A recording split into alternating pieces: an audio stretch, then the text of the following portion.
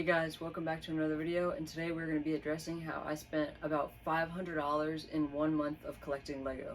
This video will have 3 parts. There will be MOCs, Lego Star Wars, and Lego other than Star Wars, and it'll just be an overview of everything that I've spent my money on and all that I've been working on behind the scenes. Let's get into it.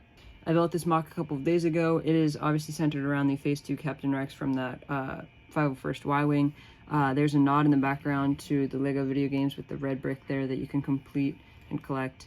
I have his helmet over here. He's kind of in pain on the ground. I don't really know what this was supposed to be about, but I really liked how I used the architecture with this. I spent a long time on this roof trying to figure out what to do, and it kind of matches with the colors with Phase 2 Captain Rex. So this was partially a test to see how good I was at MOC since I took so much time off of them, and I think it turned out pretty good. Starting with the Lego Star Wars set that cost the cheapest to complete was the Clone Walker Battle Pack. I only had to get one of these little Phase 1 Clone Wars clones, and I think this set is really nice. I hadn't built the Walker yet, so it was really nice. I had all the pieces for those. I didn't have to buy any pieces, so this was all from my personal collection, the build, and then I only had to buy one, and only one cost me $10. So this whole thing cost $10 to complete, and I did end up selling my one that I had brand new, and that's how I ended up getting one of the other things that is later in this segment. The second cheapest to complete was the Utapau Troopers Battle Pack. Obviously, I did not really need to complete this one because I had it brand new. I ended up opening the Battle Pack, and it was an amazing experience building this. I built it with Atomic Stud here. He was helping me out with building the figures and stuff, so we have minifig spacers on all of these guys, but they're just very beautiful. Obviously, the Airborns I like the most because they're just so unique with those camouflages. Just very, very cool all around. This ended up costing me about $50 because opening it decreases the value by about $50. So this was a really nice one, and I don't regret at all opening it. This very tiny build cost me about $70 to complete. I bought 5 of these Phase 2 OG clones for $70 at Atlanta BrickCon, and it was a crazy deal because the Bricklink on these guys were about $75, so I got a great deal. I already had one that Atomic Stud gifted me, and then I already had the Jedi Bob, so this is just a really cool plate. Since Jedi Bob doesn't have his own Legion, I kind of gave him regs. I bought the Bounty Hunter Pursuit for about $180, and then I added $15 to make it cooler with this stand here. It is an amazing set. Obviously, now my new favorite set came with a near mint condition Zam Wesell right there, just a couple markings on the face. Looks really, really good. And then the Zam Wesell ship does have a play feature that I'll show you in 2 seconds. And both the Anakin and the Obi-Wan come with chrome lightsabers. I just have them in the trunk in this set. So here we go. I think it's this. Yeah, you do this and the wings fall off. That one's a little finicky, but yeah, it's a really cool play feature for a set from 2002.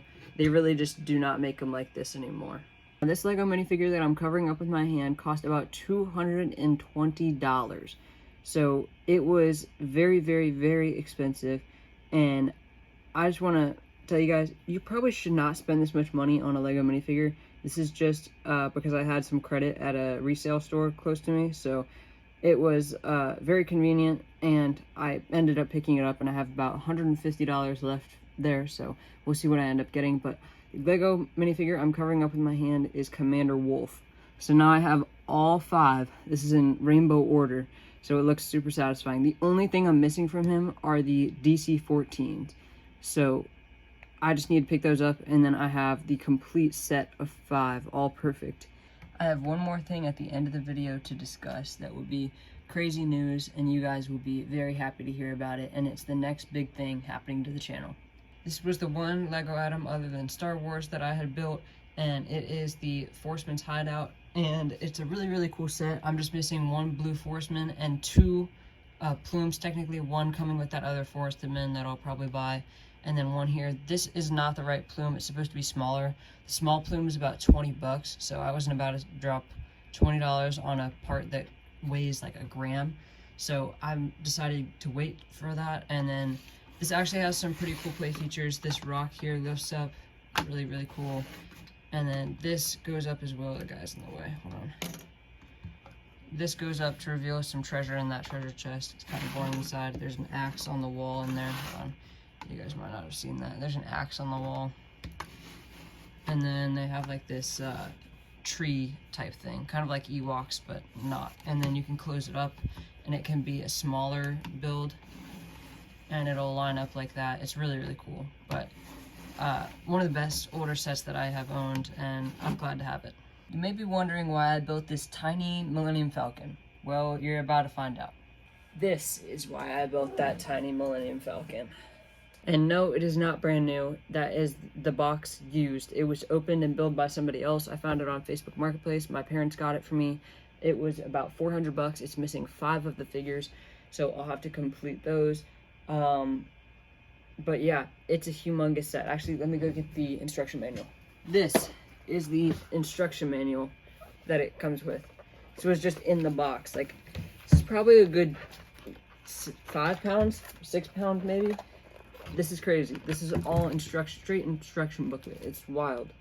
And then got a little Millennium Falcon on the back. It's crazy, but I'll probably have to buy a stand for it in the future. I might be able to build one, who knows, but I am super excited. It's in a tote bag used, and I'm about to start disassembling it and getting it ready for washing, and then I will end up building it. So it'll be a huge thing on the channel, and I'm gonna continue making videos because it's something I like to do. Obviously, we've been over this many times in the videos past, but I just don't have too much time to make videos anymore. So I try to do big things like this when I can. So this is something huge happening to the channel, and I'm just super excited about it, and we'll get right into it. So it'll be very fun in the future, and I just want to say thank you guys for watching this video. This was a lot of money spent. Obviously not for you guys, but for my pleasure and my happiness. But thank you for watching this video all the way through. Like and subscribe. Jesus loves you, and bye-bye.